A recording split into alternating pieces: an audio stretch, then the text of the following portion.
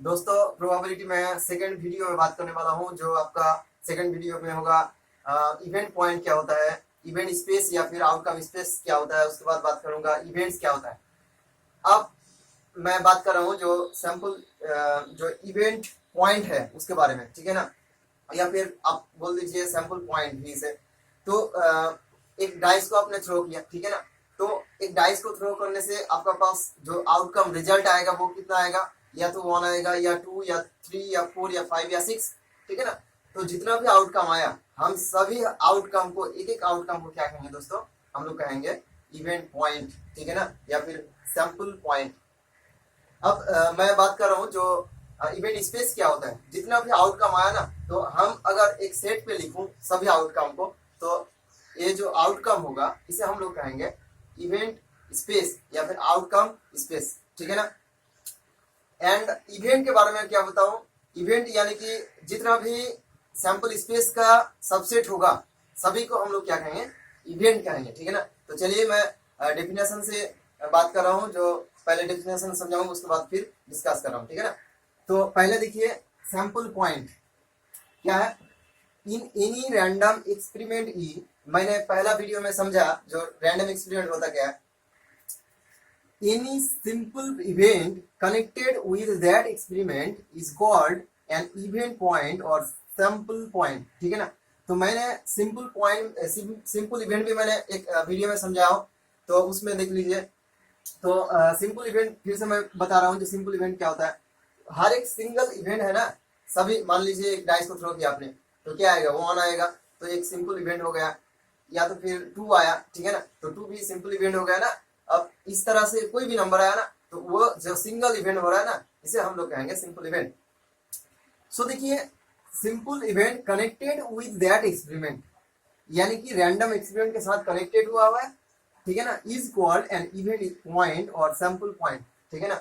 आपने नहीं समझा, मैं फिर एग्जांपल के थ्रू समझा रहा हूँ। देख लीजिए, एक मैं डाइस को थ्रो किया हूँ, ठीक है ना, हर एक आउटकम को मैं लिखा हूँ एक बारी, हालांकि डाइस को थ्रो किया हूँ। अब देखिए यहाँ पे कितना आने वाला है, 1 या तो फिर 2 या 3 या 4 या 5 या 6, इतना ही रिजल्ट आने वाला है ना। तो हम सभी सिंगल जो सिंपल इवेंट आ रहा है ना, सिंगल इवेंट या फिर कह लीजिए सिंपल इवेंट, हम लोग सभी को कहेंगे क्या, सैंपल पॉइंट कहेंगे, या फिर हम लोग कहेंगे जो इवेंट पॉइंट, ठीक है ना। तो आपने समझा इवेंट पॉइंट क्या होता है। उसके बाद बात कर रहा हूँ जो सैंपल स्पेस और इवेंट स्पेस, ठीक है ना। अब देखिए यहाँ पे कितना आया था, 1 2 3 4 5 6, एक डाइस को थ्रो किया मैंने तो इतना आउटकम आया था ना। तो अगर मैं सभी को एक सेट पे लिखूं तो क्या आएगा, 1 2 3 4 5 6 एक सेट में।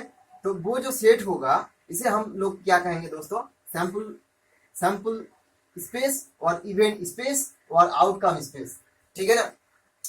तो मैं यहाँ पे लिखा हूं the set of all possible event, या फिर यहाँ पे कह लीजिए आउटकम्स, ठीक है ना, points in any random experiment capital E is known as sample space, ठीक है ना। जैसे कि एग्जांपल का थ्रू मैंने लिखा, जो एक डाइस को थ्रो किया तो इतना आउटकम आने वाला है।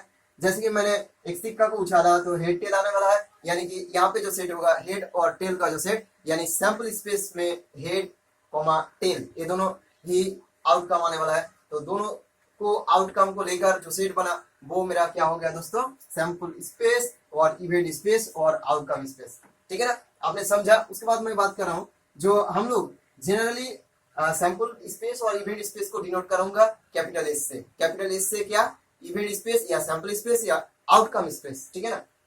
अब मैं बात करने वाला हूँ जो इवेंट होता क्या है। मैंने जैसा समझाया, इन any random experiment capital A, any subset of its sample space capital S is defined to be an event। जैसे मान लीजिए मैंने in throwing a die set of even numbers, ठीक है ना, set of even numbers, या तो फिर मान लीजिए set of odd numbers, यानी कि मैंने यहाँ पे जो इवेंट लिखा, मान लीजिए मैं यहाँ पे इरेज करके लिख रहा हूँ, यहाँ पे मैं इरेज कर रहा हूँ पहले, ठीक है ना, इरेज किया। अब इवेंट्स के बारे में समझा रहा हूं। सो देखिए इवेंट्स, तो मैंने एक इवेंट को ए से डिनोट किया, ठीक है ना। ए में क्या आएगा दोस्तों, सेट ऑफ इवेंट नंबर, एक डाइस को आपने थ्रो किया, सेट ऑफ इवन नंबर क्या आने वाला है, या तो फिर 2 आएगा या 4 या 6। तो यहाँ पे जो सेट बना ना इसे हम लोग कहेंगे इवेंट्स। क्या कहेंगे दोस्तों, इवेंट। जैसे मान लीजिए सेट ऑफ ऑड नंबर 1 3 5 आएगा ना, तो वो भी एक हो गया इवेंट। जैसे मान लीजिए एक सिंगल नंबर आया, इसे हम लोग अगर सेट पे लिखूं तो मान लीजिए बी इवेंट है, ठीक है ना। तो इस तरह से जितना भी सेट सबसेट बनेगा ना, सैंपल स्पेस का जितना भी सबसेट बनेगा, हम लोग सभी सबसेट को क्या कहेंगे, इवेंट कहेंगे, ठीक है ना दोस्तों। तो हम एक बार रिपीट कर रहा हूं, देख लीजिए यहाँ पे जैसा मैंने पहले जो समझाया, जो इवेंट स्पेस यानी कि हम लोग कैपिटल एस से डिनोट करूंगा। कैपिटल एस में क्या आने वाला है दोस्तों, कैपिटल एस में जैसे मैंने एक डाइस को थ्रो किया तो क्या आएगा 1 2 3 4 5 6, यानी कि ये बन गया आपका इवेंट स्पेस। समझे ना आपने, इवेंट स्पेस या सैंपल स्पेस, ठीक है ना। या फिर कह लीजिए आउटकम स्पेस, ठीक है ना दोस्तों। अब देखिए मैंने यहाँ पे यानी कि सभी ऑल पॉसिबल आउटकम जितना भी पॉसिबल आउटकम है ना, ऑल पॉसिबल आउटकम जितना भी आउटकम वाले आने वाला है वो हम एक सेट में लिखा तो वो बन गया इवेंट स्पेस, ठीक है ना।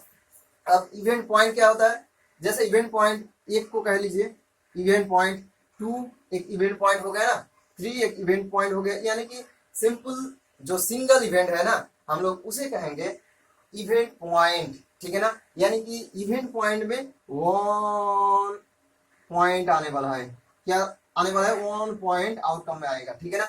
1 पॉइंट कहाँ में आएगा, आउटकम में, ठीक है ना। तो हम लोग कहेंगे इसे क्या कहेंगे दोस्तों, इवेंट पॉइंट कहेंगे, ठीक है ना, या फिर सैंपल पॉइंट कहेंगे।